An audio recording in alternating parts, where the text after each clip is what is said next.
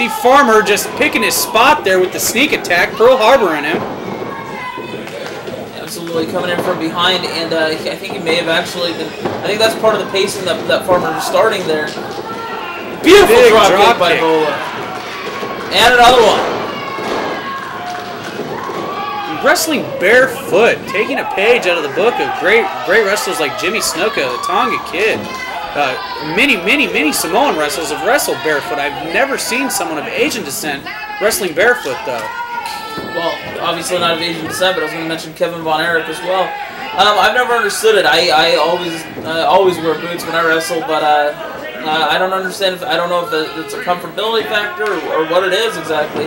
I do know I have faced Bolo a couple of times up in Washington State, and I can tell you that boots or no, when he kicks you, you feel it. You feel it for a long time, as I'm sure Farmer can tell you right now as well. Farmer seems a little unnerved in this matchup, a little hesitant to lock up with Aaron Bolo. Well, once again, you got to remember the last time these two guys were in the ring with each other, Bolo actually had the match won.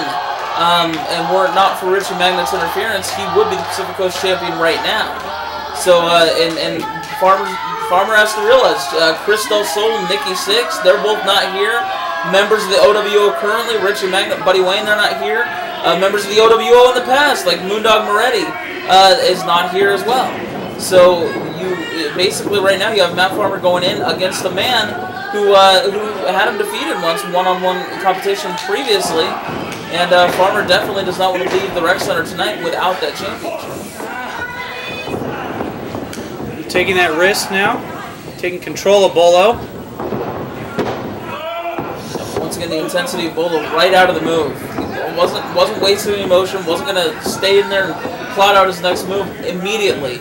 Got out of that and now clamps on a beautiful wrist lock there. The speed and agility of Aaron Bolo is a big factor in this match for Matt Farmer. I'm sure that's one of the things that makes him nervous about Bolo. And if you notice there, that right hook that Farmer caught him with that actually dropped and rocked his face back. Driving his head into the turnbuckle and choking him out. Mark Watson trying to get in there, trying to stop it. I think Watson actually given him probably could have disqualified Farmer, but probably given him a little leeway simply because that was something that Bolo brought in. It's not necessarily part of your wrestling gear. Beautiful crossed body block. Absolutely. Matt Farmer quick to get out of the ring, take a breather. Well, I think that's what you're going to see with Farmer, although Bolo's not going to have any of it. I was going to say he's trying to create his own pace there. Bolo right out after him, and Farmer up on the apron. Bolo.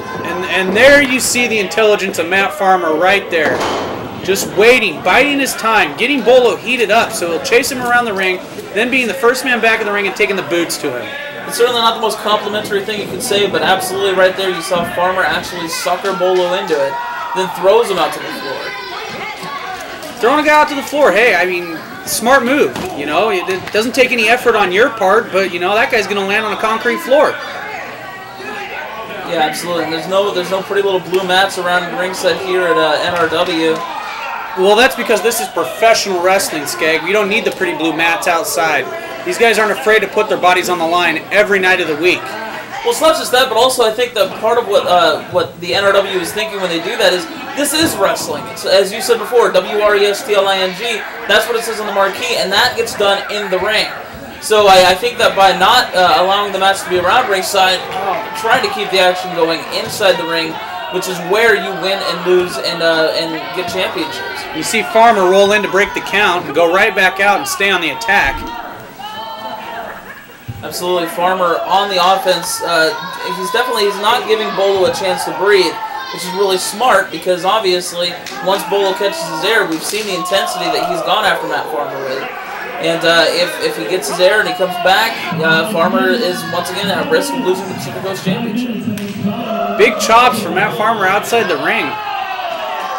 And fans here not too happy, but I don't think Bolo's happy anymore. As you see Farmer back. Of course. And there you go. Typical. Bolo and Farmer about to stand toe-to-toe. However, Farmer with a thumb to the eyes once again. Once you blind your opponent as well, I mean, obviously that's one of the big advantages. If you blind your opponent, you can take over, and as we're seeing right now, that's exactly what Farmer's doing. Backbreaker. Yep. driving the knee into the lower back of Aaron Bolo. Just taking his time, just methodically working over Bolo. Keeping him down on the mat, keeping the quickness and the agility, keeping it from being a factor in this matchup as he stretches out Bolo now. Yeah, absolutely. You can see he's got his right hand under the chin of Aaron Bolo. He's got the ankle cup and just driving his own knee into the small of the back of Aaron Bolo. I bet Farmer probably hasn't even broke a sweat yet in this match. Just taking his time, just working over Bolo. Well, I believe Farmer probably did most of the sweating in the locker room before he came out here, simply just knowing that he was going to be in the ring with Bolo. And I'm not trying to take anything away from Farmer by that statement, but it's only a smart thing that if you're going to be in the ring with an athlete the style of an Aaron Bolo who's unpredictable and just, as I said, I mean, intense is the only word I can think of to describe Aaron Bolo with his training and his wrestling and everything. You have to be concerned with that. You'd be dumb not to. Bolo does have a devil-may-care attitude, does throw caution to the wind, as he now puts Farmer in the corner and is chopping the hell out of it. Now Bolo's lighting up Farmer right there.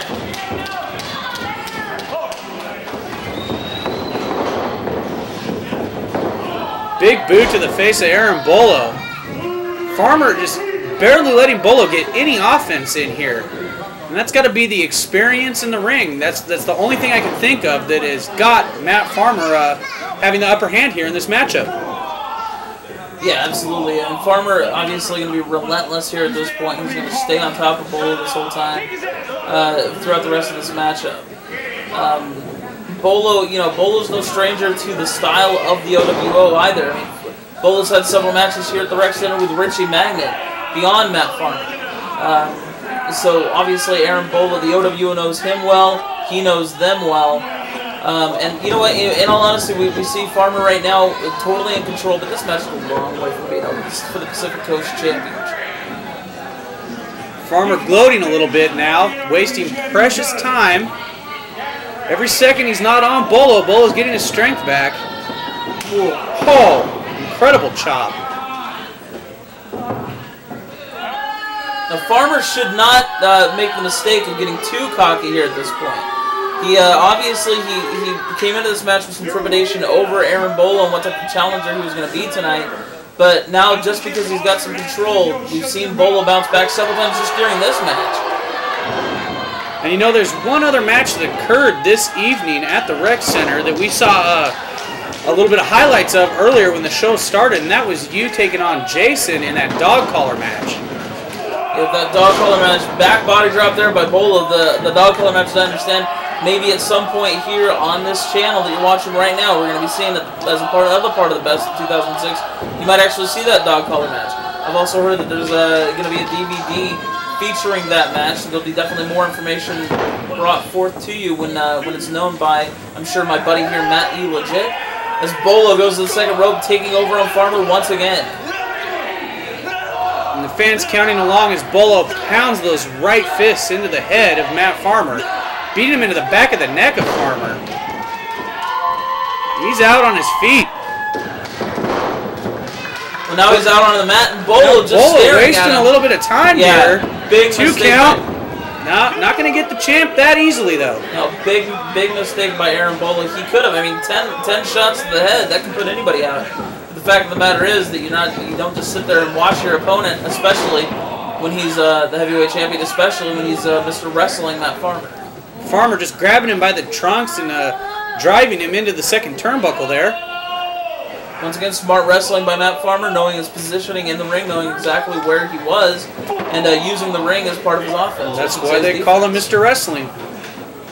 And driving those elbows into the back of Aaron Bolo. Again, really working on the lower back of Bolo in this matchup. Yeah, you got to wonder if Farmer knows that that's some sort of lingering injury on the part of Aaron Bolo, or if it's just part of his game plan for this evening. Well, you'd think so. Most guys, you'd think, would try to work on Bolo's legs to keep him off of his feet because he is so reckless, so high-flying. But Farmer must know something we don't know.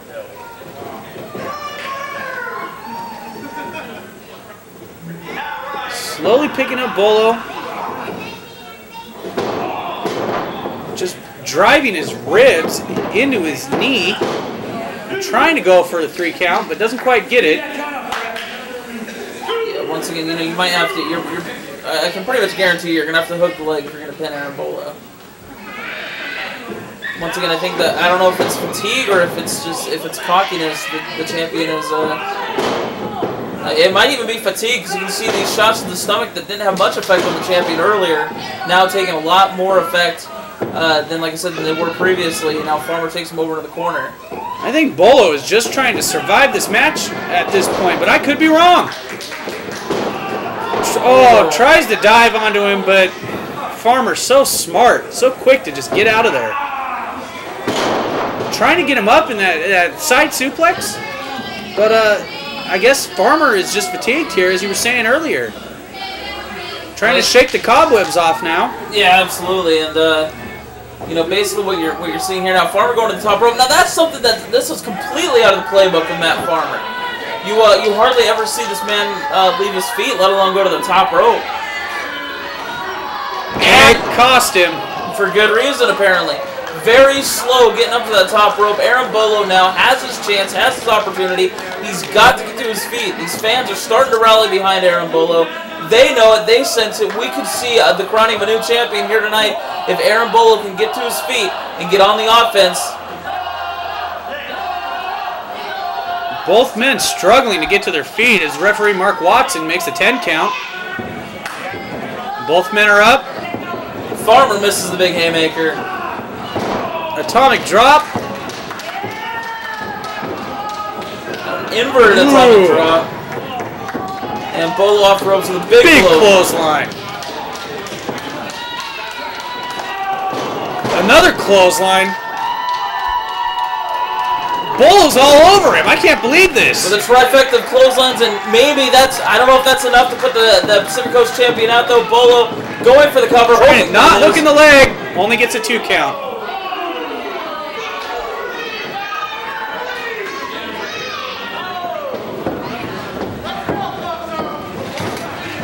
Irish whip. Oh, huge drop kick. My goodness. Hooks the leg this time, but only a 2 count again.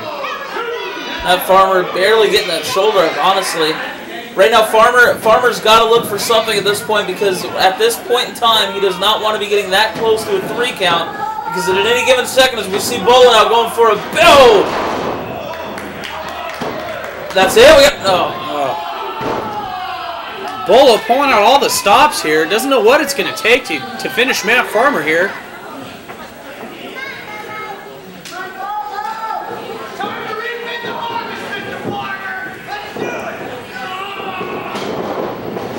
Bolo's still on top. He's going for that splash again. It didn't work out last time.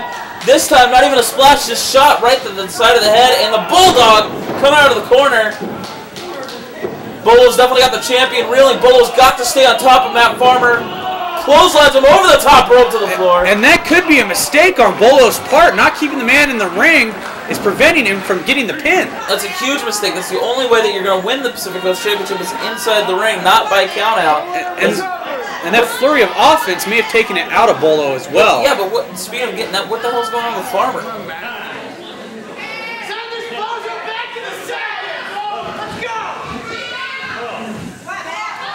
He's getting his belt. He's walking away. Farmer's leaving. Farmer's taking the count out. What kind of champion is that? That's not a fighting champion. I thought he called himself Mr. Wrestling.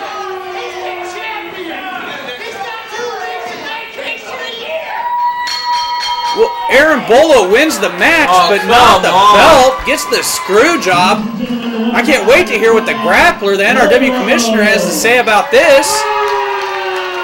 That was ridiculous. That is a ridiculous way for a champion to keep his title. Well, I guess that's what we can come to expect from Matt Farmer and other members of the Old World Order, as Aaron Bolo gets screwed out of his opportunity to become the Pacific Coast Heavyweight Champion. But when these fans listen to the fans chanting the name of Aaron Bolo, they know that what you're seeing right there is the man who should be the NRW champion right now. And that's all the time we got this week on the Best of NRW. Skeg, thanks for sitting in with me. Hopefully I'll see you next week. Absolutely. Best of NRW, New Revolution Wrestling, the future of professional wrestling is here.